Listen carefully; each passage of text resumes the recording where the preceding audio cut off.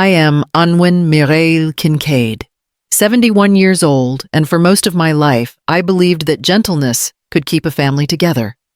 I taught high school literature in Portland for 35 years, raised a daughter who spoke like the future itself, and learned to fill silence with kindness. The habit stayed with me, especially on holidays. That Christmas evening, the house smelled of pine and cinnamon, the kind of scent that used to mean everyone was home. My daughter Bryony had taken over the traditions. Her tree was tall and symmetrical, her music sleek and curated. I stayed mostly in the kitchen, setting napkins, lighting candles, doing the small things that kept the night moving. Bryony's friends filled the table with the easy laughter of people who never look back. Marek, her husband, poured wine, commenting on the roast like he was a judge at a tasting. I smiled and listened, the quiet guest in the home I once paid off year by year with Harold, my late husband. When the platters came around, I waited. It was an old reflex, let the young serve first. Someone passed the bowl of sweet potatoes toward me. I reached out, steady, careful not to spill. Bryony's hand came faster. She took the plate from under my fingers. "You've had enough, Mom." Her voice was light, practiced for company, but it landed sharp. The room stilled. Someone cleared a throat. The baby stopped babbling. Marek stared at his wine. I felt my cheeks warm, then cool again, as if the air itself had turned away from me. I managed a small nod. The kind teachers give when a student says something unkind, but not unexpected. My plate sat half full on the table, and then somehow in my hands. I carried it to the sink, rinsed it gently, and saw the hairline crack that ran across its edge. I dried it, placed it back on the shelf, and realized my hands were trembling not from age, but from something new, something alive. "This isn't peace," I whispered, setting the plate upright. "It's permission." From the dining room came laughter again, faint and forced. I turned off the kitchen light, the hum of the sea wind pushing softly against the window, and decided I was done mistaking quiet for love. Then I went upstairs. After Harold passed, the house felt too large, like a coat meant for someone else. The rooms echoed, the pipes sighed, and even the ticking clock seemed to ask what I was waiting for. When Bryony called one evening and said, "Mom, we've been looking for a place, but everything's expensive. Maybe we could stay with you for a bit." I said yes before she finished the sentence. They arrived that spring, boxes labeled in neat handwriting, "Office Linens Kitchen." Marek carried the heavier ones, always polite, always glancing at Bryony for approval. "We'll just use the downstairs rooms," she said, "so you have your privacy." It sounded generous. I gave them the master floor, thinking it would only be for a season. I moved into my old study, small but bright enough in the mornings to feel like mercy. At first, it was nice having voices again. Coffee brewing, footsteps, the hum of two people planning a future. Bryony repainted the hallway. "Let's brighten it up," she said. The lilac curtains I'd sewn 20 years ago came down. In their place, she hung gray panels that matched the online photo she showed me. "It feels cleaner this way," she added, brushing dust from her hands. My wedding photo vanished next. I found it later in a box near the garage, wrapped in newspaper. When I asked, she said, "We're just decluttering, Mom. It's better energy." She said it softly, as if I might not understand, but she still wanted to sound kind. I helped where I could, folded towels, cooked dinner, watered plants she forgot to water. I told myself that love meant flexibility, that giving space was the same as being needed. But soon I realized no one asked if I liked the changes. The walls lost their warmth, and my name slipped from the house deed in conversation, if not on paper. One evening, Bryony leaned against the counter and smiled. "It's starting to feel like home." I smiled back, though the words pressed hard in my chest. It already had been a home. It just wasn't mine anymore. By December, the house was no longer quiet. Bryony had started calling it our home online, posting photos of wreaths, table settings, and herself in matching sweaters with Marek. She planned a Christmas Eve brunch, inviting friends from her influencer circle. "You'll love them," she said, but when the day came, she smiled at me with a gentleness that felt rehearsed. "Mom, maybe rest upstairs this time. We don't want you to get overwhelmed." "Overwhelmed?" I asked, holding a tray of muffins I'd baked at dawn. "You've done enough," she said, kissing my cheek, before turning to the front door as laughter poured in. I stood at the top of the stairs, still holding the tray, listening to coats being hung and compliments on the decor I hadn't chosen. I set the muffins on the landing and went back to my room. Through the floorboards came fragments of conversation. "She's still here?" someone asked, half laughing. Bryony's voice dropped lower, careful, but not careful enough. "We're thinking maybe assisted living after winter, closer to town, easier for her." Marek said nothing. I heard him clear his throat once, then pour another glass of champagne. I sat on the bed for a long time staring at my hands. They looked older that day, every vein and line visible under the lamplight. I reached into the nightstand and pulled out a small notebook with a blue cover, one I'd bought years ago for grocery lists. That night, it became something else. I wrote December 24th. Bryony said, "After winter." Not angry, just noted. Downstairs, they were singing now, a clinking of glasses followed by applause. I could almost picture it, the sparkle of gold flatware, the perfect napkin, folds, the practiced smiles. I wrote again. Laughter travels easily when it doesn't have to climb stairs. The words steadied me. I kept writing small, neat, deliberate until the noise below faded into evening. The pen felt heavy but certain in my hand. When I closed the notebook, I placed it beside the lamp, its blue cover catching the faint light. It would stay there from then on, proof that I was still here, still keeping record of my own life. One afternoon, I went looking for my reading chair, the old velvet one Harold and I found at a yard sale in South Portland, the summer Bryony turned 10. It had a loose armrest and a faded patch on the back, but it fit me perfectly. The bay window felt wrong without it. "Bryony," I called, stepping into the living room. "Where's my chair?" She didn't look up from her laptop. "Oh, that old thing. We sold it last week." It didn't fit the new look. My hand rested on the window frame. "You sold it?" "It was just collecting dust, Mom. You hardly use it." "We'll get you something ergonomic for the attic when it's ready. The attic." She smiled, breezy, practiced. "Marek thought it would be nice for you to have your own space, quiet, private. We're turning the study into a playroom for the baby." The words hung there polite but final. I glanced toward the hallway, where the study door was already open, boxes stacked neatly against the wall.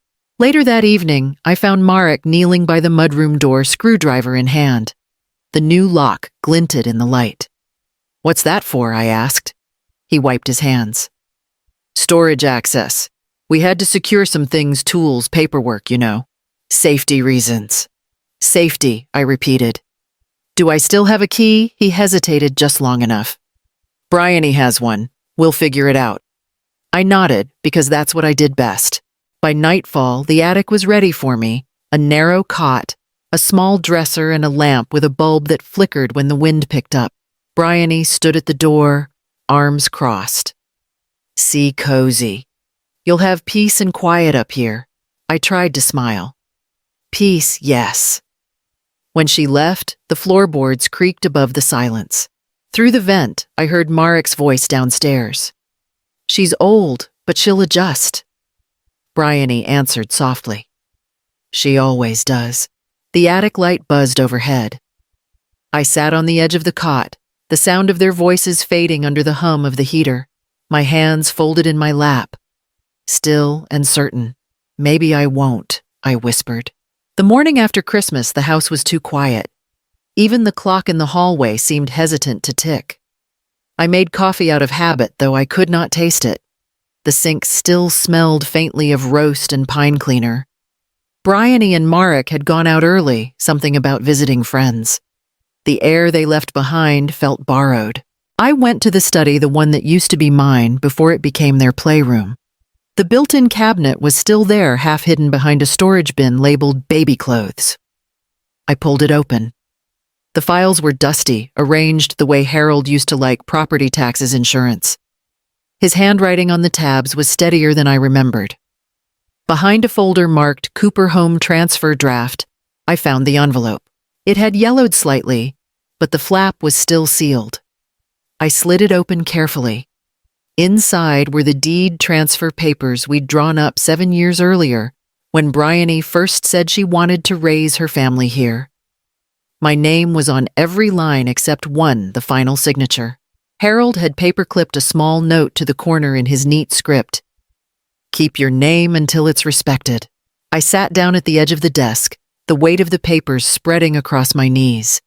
For the first time in months, I felt something solid under my feet. I took the phone from my pocket and scrolled to a name I had not used in years. Delphine Cho, I said when she answered. You still practicing law? A laugh came through the receiver. Sort of. Retirement never sticks. What's going on, Anwen? I told her not every detail, just enough. The move, the attic, the plate, the way Bryony now spoke of the house as hers. Delphine's tone softened. You never signed that deed, did you? No. Then you didn't give it away, she said. You only lent your trust. I looked at the empty line beneath my name, the space where I had once thought love would protect itself. My hand stopped trembling. Can you meet me this week? I asked. Tomorrow, she said. Bring the file. Good, I replied. It's time I kept what's mine. Delphine's office smelled faintly of lemon polish and old paper. She poured tea the same way she used to when we worked together at the university. If they've started treating you like a guest, you need records, she said. Dates, words, actions, everything. I nodded. You think I'm being paranoid? I think you've been polite for too long, she said, sliding a yellow legal pad across the desk. Start here. That night I sat at the kitchen table long after the others went to bed. I listed every small slight I could remember, the missing chair, the changed locks, the whisper about assisted living. Then I added new sections: finances, isolation, voice. I labeled the folders with steady hands and tucked them into Harold's old briefcase. In the morning, I checked the bank statement that still came to my email. Bryony had transferred money from our shared renovation account, 3 withdrawals, each one neatly rounded. When I asked about them, she smiled. House expenses, Mom. Don't worry about it. I'd just like to see the receipts, I said. Her tone cooled. You really should rest more. You're getting anxious. I recorded that sentence in my notebook exactly as she said it. 2 days later, I placed Harold's clock on the shelf by the dining room, the one with the chipped glass face. It had always ticked softly beside him as he read. I opened the back and slipped in a small camera Delphine had ordered online. It wasn't dramatic, just discreet. The clock saw everything, the way Bryony scolded under her breath, the way Marek muttered about timing her exit. When Delphine called to check in, I told her. She hesitated, then said, Good. Stay factual. Let them believe you're fading. I understood. I booked a cognitive evaluation at a clinic across town. The doctor ran through every test, reflexes, logic, memory. When she smiled and said, You're sharper than most of my younger patients, I asked for a printed report. Back home, I slid it into the folder marked Voice. I looked at the files spread across my bed, the paper, the truth, the order of it, and felt a calmness I hadn't known in years. Harold had once said, librarians keep history safe. He was wrong. We also prepare for when someone tries to rewrite it. A week later, the dining table gleamed under soft light, the same one where my plate had once cracked. Bryony's friends were back, 4 of them this time, all smiling, all complimenting her holiday hosting. The air smelled of rosemary and wine. I sat quietly at the far end, my hands folded in my lap. Mom, could you pass the salt? Bryony asked, voice light, sweetened for the guests. I slid it across the table. Of course. She smiled at her friends. She's always so helpful. Marek chuckled. We'd fall apart without her. They didn't notice how their words landed like small, rehearsed lines. I was used to it until the doorbell rang. Bryony frowned. "Who's that at this hour?" Merrick rose muttering and disappeared down the hallway. Moments later, he returned, followed by a man in a dark coat carrying an envelope. "Mrs. Vale," the man asked. His tone was polite but firm. Bryony blinked. "Yes." He extended the envelope. "You've been served. Please read and acknowledge receipt." The table went still. Marek's hand froze over his glass. Bryony took the papers, half laughing. "This must be a mistake." She tore open the envelope. The laughter died before the first page ended. "What is this?" she whispered. I stood calm, my heart beating so evenly it startled me. "It's a notice of reversion," I said. "The house remains under my ownership. You and Marek have 15 days to vacate." Her eyes snapped up. "You can't. This is Mom. We live here." "You've been living here," I corrected softly. "But I never signed it away." One of her friends shifted uncomfortably. Marek leaned forward. "You went to a lawyer. I went to an old friend," I said. "Someone who remembers my name on the deed." Bryony's voice trembled. "After everything we've done for you," I met her gaze. "You mean, after the attic, the locks, the silence?" Her mouth opened, but no sound came. The man in the coat nodded once to me and left, closing the door behind him. The sound echoed through the room. I sat back down, lifted my glass of water, and took a slow sip. Around me, no one spoke. The rosemary's scent hung heavy in the air, sharp and clean. The same table that had once silenced me now carried the sound of my own steady breath. The next morning began with the sound of drawers slamming. Boxes scraped against the floor, and Bryony's voice rose and broke in uneven waves. "This is insane, Marek. She can't do this. It's cruel." Marek didn't answer. I heard only the dull rhythm of tape tearing the quiet surrender of cardboard. I stood in the doorway, holding a small envelope and my spare set of keys. "You'll want these," I said gently. Bryony froze mid-motion. Her eyes were red.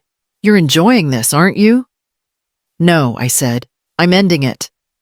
She let out a sharp breath. "You're throwing us out. I'm asking for what was always mine." Marek's shoulders dropped. "Where will we even go?" "You'll figure it out," I said. "You always do." Bryony shook her head, half in disbelief, half in fury. "You'll regret this when you're alone in this empty house." "Empty isn't the same as lonely," I said quietly. She turned away before I could see her face. I walked to the dining table, the same one that had held both humiliation and justice, and placed the envelope in the center. Inside was a note written in my neatest hand. I kept the house. "I'm keeping my worth. Mom." When I left the room, the tree stood half undecorated. Marek reached for another box, but his hand stopped midair. The room seemed to hold its breath. Then, from one of the top branches, a single glass ornament slipped free and fell, landing softly on the carpet. It didn't shatter. It just rolled once and settled under the table's edge. I paused by the doorway.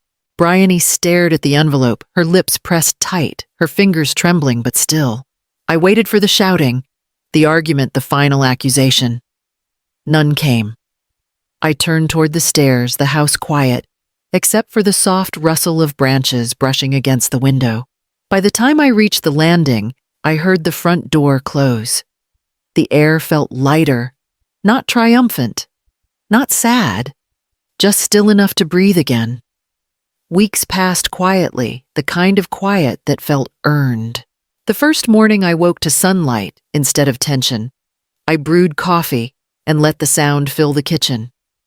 The air still held traces of pine and dust, but beneath it was something cleaner. Fresh paint drying earth turned over. I spent the next few days restoring what I could. Harold's roses had nearly withered in their beds, the soil gone pale from neglect. I dug deep, my knees pressing into the cold ground. The roots were still strong. "You just needed a chance," I whispered. By By the third week, I had replaced the porch lamp with a brass one I found at a vintage shop. Its light was soft but steady. When it flickered to life that evening, the front step glowed the way it used to when Harold came home late from work. One afternoon, Claire from next door knocked on the back gate, holding a basket of eggs. "Mom said you might want some for baking," she said. Her cheeks were pink from the cold. "Perfect timing," I told her. "You can help me." She climbed onto a stool and cracked eggs into the bowl, too hard the first time, just right the second. "It smells like cookies already," she said, grinning. Her laughter carried through the house, bright and unself-conscious. It settled in the corners like light, returning to places it had once avoided. When the first batch cooled, we ate them by the window, the scent of vanilla and cinnamon winding between us. After she left, I walked through the living room. On the shelf stood the Christmas plate, the same one that had cracked in my hands. I'd mended it with gold resin, the fracture now a shining thread instead of a scar. I traced it with my finger and smiled. The house felt full again, not with voices or apologies, but with presence. I turned off the light, listening to the soft hum of the lamp outside, and realized the walls were no longer holding their breath. They were listening back. By early spring, the last of the snow had thinned into silver ribbons along the fence. The air smelled faintly of salt from the bay and new paint from the porch railings. The brass lamp had arrived that morning, a small thing, heavy in the box, its engraving already polished into the metal built by boundaries, kept by respect. I held it in my hands before Marek's old ladder creaked under me.